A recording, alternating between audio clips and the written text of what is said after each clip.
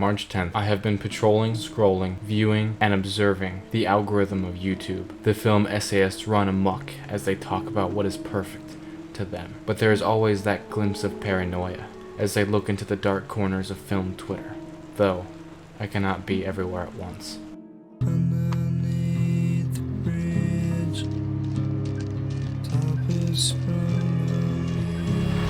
Batman to me is best written with humanity. Humanity. So if you know me, you know that I love me some good heartbreak. I made that hype video on the Batman. Thanks for 18k views, by the way. I made that video because I was genuinely excited to see something new, something refreshing. It's gotten to the point where Marvel isn't doing it for me. To me, it seems like DC is taking more risks. They're letting the directors do what they want to do, instead of getting tied up in some multiversal shenanigans. They are focusing on the creative process, and I think this movie proves that. Gotham in this movie feels abandoned. It feels like I wouldn't want to fucking live here. It feels fucking perfect.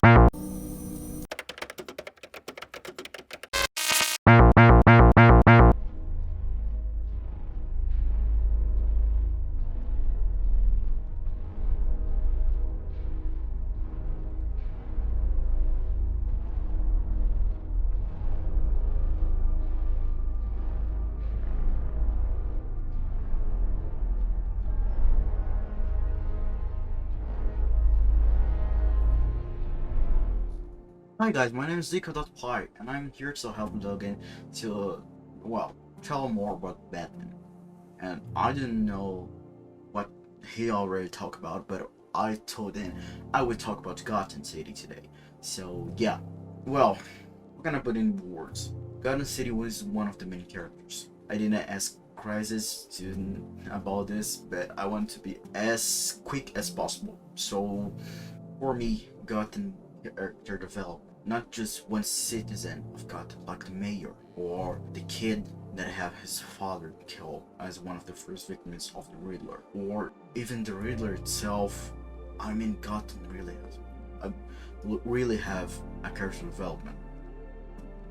We can see this character development in many stages of the movie. As Batman grows, Gotham grows too, and by even interferes in Batman's action, or Batman interferes with Gotham's decision. We can see how Gotham starts as a crippled city in the beginning of the movie with Bruce Wayne monologue telling how he's the shadows, and man, that scene was fire. But apart from that, we can see some thugs doing their stuff and having fear of the signal, of the bat signal. Have fear as this first emotion.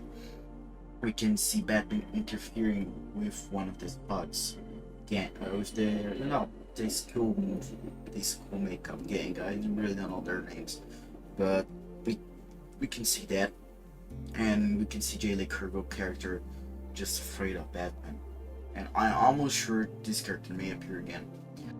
It's not just the aesthetic of the city, but also how it sometimes shows their people, how sometimes they show their citizens, then become this doubt of the system Thomas Wayne created, this doubt on the Gotham City Police, this doubt on Batman, and this doubt on the mayor too. Even Batman has this doubt too. However, this movie creates this feeling of what can we do, what are we doing, and what's happening.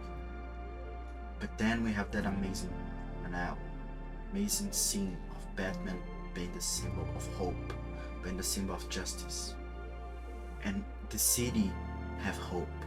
When they see Batman trying to help their citizens, the city notice how they need to help itself, how they need to grow from their state of not doing anything and doing something.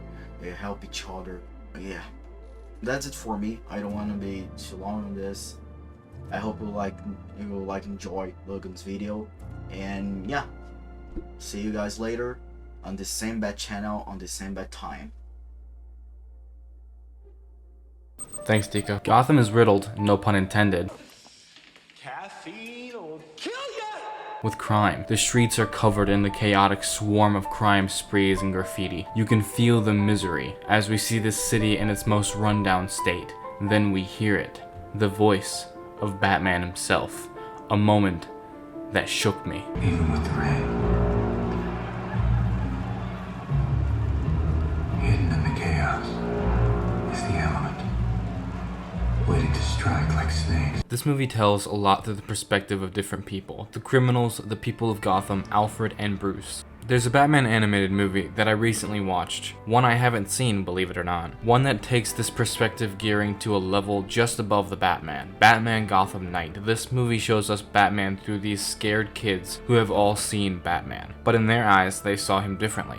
One saw him as a literal shadow, another saw him as a man-bat, but when you finally see him, he's just a man. It's interesting talking about the many different adaptations of the Bat, because everyone sees him in a different way. Batman to me takes this pain, this agony that he has experienced over the years of being both Bruce Wayne and Batman, and uses it to make sure nothing happens to a family, like what has happened to his family. And this movie has Bruce learn that. Bruce in this movie believes that the only way to protect Gotham is by fear and vengeance, but doesn't realize that he also needs to be a symbol of hope. The movie is, look, it's so many things. Obviously, it's a propulsive spectacle, it's a horror movie, but it's also a very intricate detective story. And I wanted to do the world's greatest detective story for Batman because it hadn't been done to the degree that I wanted to in a movie, and they let us do it. And so it's a very expansive kind of story. We're swinging for the fences here in terms of trying to give you a vision of Gotham that's new. Matthew, God, I love you. You gave me, a Batman fanboy supreme, a new look at this character that hasn't been done since...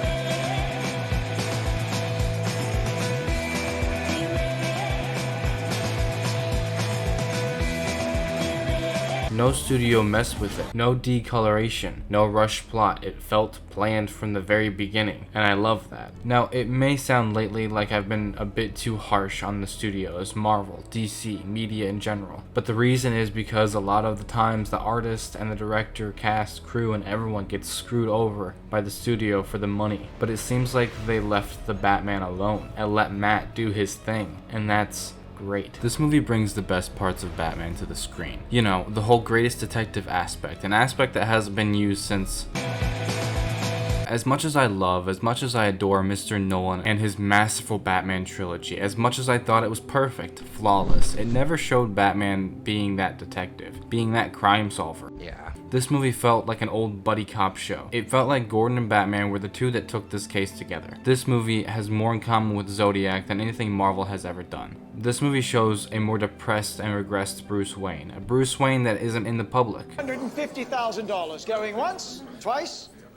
So, it's Mr. Bruce Wayne. That's what I'm talking about. I love art. I love it, yeah. I'm gonna put it in my bathroom. Steady on, Master Bruce. Let's not overplay our hand, shall we? I must admit, this is fun. He shows up for certain things because Alfred makes him go. This movie feels like an episode of Batman the Animated Series, or a glimpse from Batman Mask of the Phantasm. Bruce is new to this. He messes up. He doesn't have everything planned out like the media always makes him seem. He fails a lot. Hell, even the Big Bang, no. The big plan Riddler had from the beginning comes to fruition, and Batman couldn't stop it. Some people may not like that, but I enjoy that. I enjoy seeing the hero fail because it brings more to the character arc, personality, and growth. It isn't interesting to me if Bruce has everything figured out, because there isn't something for me to grasp onto. We see Bruce not being able to let go of his trauma. But that is a character point that has been with him since the beginning. If Batman could heal, could get over it, there would be no Batman. You know, we worked together on Let Me In, and Greg is a brilliant cinematographer. I mean, he's just incredible, and I love working with him.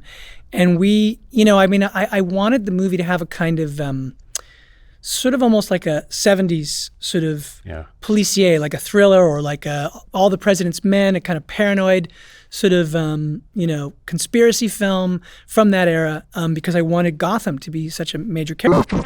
Hey, it's me, and for some reason I've been asked to contribute to this video about Matt Reeves the Batman, and I think that's pretty cool. I won't lie though, there are probably plenty of other creators that would have been a much better pick, but here we are, and I'm glad to be a part of this anyway. I really just want to talk about how much of a step up in my opinion, this new take on Bruce Wayne is compared to some other iterations. I remember back when everyone collectively lost their at the thought of Robert Pattinson being cast as the Caped Crusader, and I remember the immediate callbacks to his time as the awkward, sparkling vampire guy in Twilight. And you know what? That's really just not fair. Now, yes, Twilight was terrible, but in no way, shape, or form was that Pattinson's fault. Just watch any of his other films, anything from Good Time to Tenet to Lighthouse to Cosmopolis, and you will see just how talented this guy really is. Okay, enough gushing about the actor. I really do want to talk about Bruce Wayne himself. Previous films, mainly Nolan's trilogy and Batman vs Superman, very much dove into Bruce being the billionaire playboy that he is typically known to be. Sure, it really worked out well for Bale in the Dark Knight trilogy, but if I'm being honest, I didn't really connect with him as a character outside of the costume. And come on, be honest, I can't be the only one who identifies with the much more depressed loner listening to Nirvana in his cave alone. I've seen a lot of people online complaining about this new Bruce Wayne being too subdued, and I just could not disagree with that more. Sure, he tends to spend more time in the suit than out of it, and he really is a true loner for the most part, but can you really blame the guy? I mean, remember, this is only his second year as Batman, so he's still trying to figure out ways to cope with the death of his parents, all while navigating his new double life. According to the actual film, Bruce spends quite literally every night in the suit patrolling the city from the shadows. I imagine that during the day, like we see in the film, he spends his time either 1, sleeping, or 2, doing more detective. He doesn't really make the time or really have the time to go out and do all this playboy stuff to keep his Bruce Wayne persona up.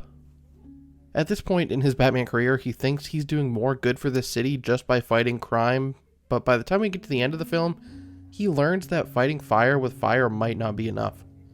The people of Gotham City, they need hope, they need a hero, they need something to believe in. These thoughts are portrayed by the diary entries, which are given through voiceover by Bruce Wayne himself, which is very film noir, and it feels very much like a way to incorporate the inner monologue of thought bubbles from comics, and I personally loved the way that this was handled.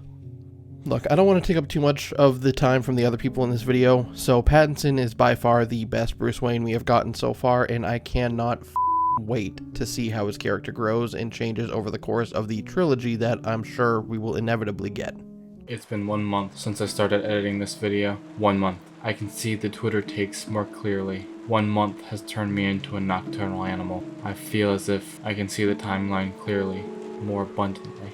This is me. I have a question for you. What builds ambiance? What gives you that adrenaline-filled venom rush while you're watching a scene take place? Well, there's a few things, like lighting and sound. In order to make something tense, you have to paint the picture with silence and lighting.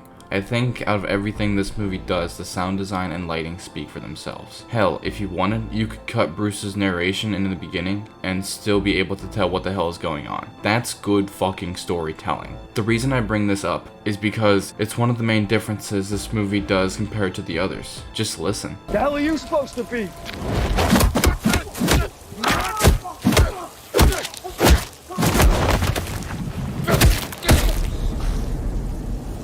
I'm vengeance. You can really feel the impact. Oh, you thought we were fucking done? Oh no, mon frere. We're just getting started. Your secret friend. Who? Haven't a clue. Let's play a game, just me and you. Riddle me this, Mr. Crisis Variety Hour. It has keys, but it only opens windows. It has a screen door, but you don't look through it. You look on it, it gives you the answers to most of your questions. What am I? Any guesses? No? My dear daft friend, it's quite simple, really. A laptop. And you can take your laptop and throw it right out the fucking window, because this is The Batman, a movie not meant for your streaming pleasure, but for your cinema-going, life-altering experience. Okay, maybe that's a bit hyperbolic, but I can comfortably say with no hyperbole that The Batman has easily one of the most human characters in the history of caped cinema, and that character is Kurt Bruce Wayne.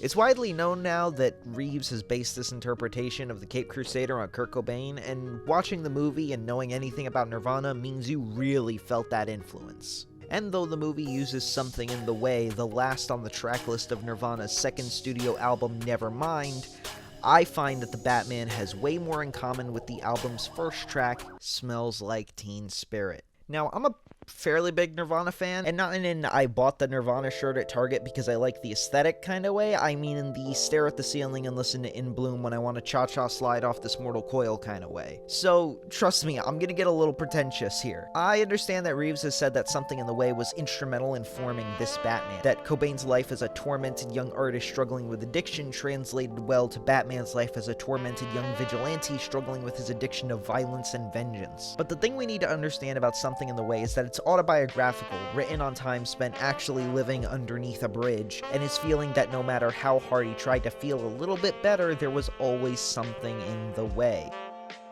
So let's talk about Smells Like Teen Spirit, a song that many dismiss as nonsensical, an intentionally meaningless song designed such that you can attach any meaning to it. But I'm gonna make the argument that the song has meaning and is perfect for the character of the Batman. See, the song has a lot of nonsensical elements to it, I'm not gonna deny that. The title being an obscure reference to a brand of women's deodorant, the primary line of the chorus just being something Cobain said when he entered parties, and just 90% of the lyrics being total nonsense. But ultimately, Kurt Cobain and his collaborators are people who've spoken about their music publicly. And because of this, we know that Cobain intended the song to be representative and rejective of his generation's feelings of apathy, primarily his own apathy and spinelessness.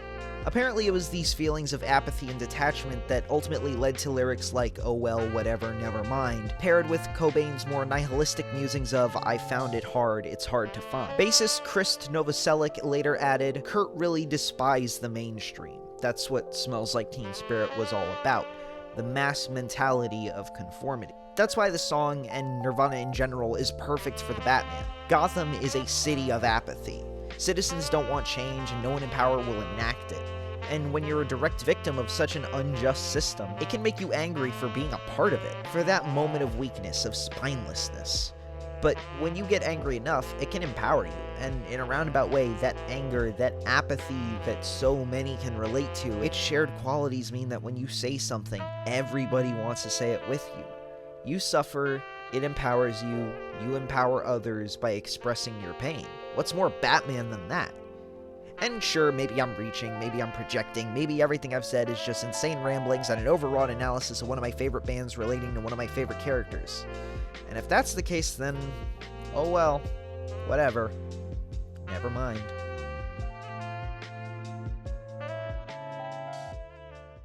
Hello again, we must have gotten disconnected. The point of this video, the point of bringing my best friends on this video, is to say the Batman is fucking amazing. We all have a tie to Bruce Wayne, whether that be by pain or empathy, justice, or emotion. We all connect with this crazy man who wants no one to feel the pain he has felt. He would rather risk his life for someone he doesn't even know than have them go through the pain, the loss, the agony he has gone through. And we can all relate to that. So where do we go from here? Where do we take Mr. Pattinson, Miss Kravitz, Mr. Cobblepot, Lovable Gordon? Well, I think we should start off the Batman 2 with Bruce doing his thing, saving the people, being a symbol of fear for the criminals, but still having that trust with the Gotham citizens. Him and Alfred get along better. They understand more of how to be a team. Bruce Wayne going out in public, being the CEO, doing charity galas and art displays, donating to children's hospitals, and helping out as Bruce Wayne, telling everyone he is there for them. Now, as far as villains go, I would like to see either Two-Face, Mr. Freeze, or Clayface. I feel like you can connect them to Bruce's current lifestyle in a meaningful way,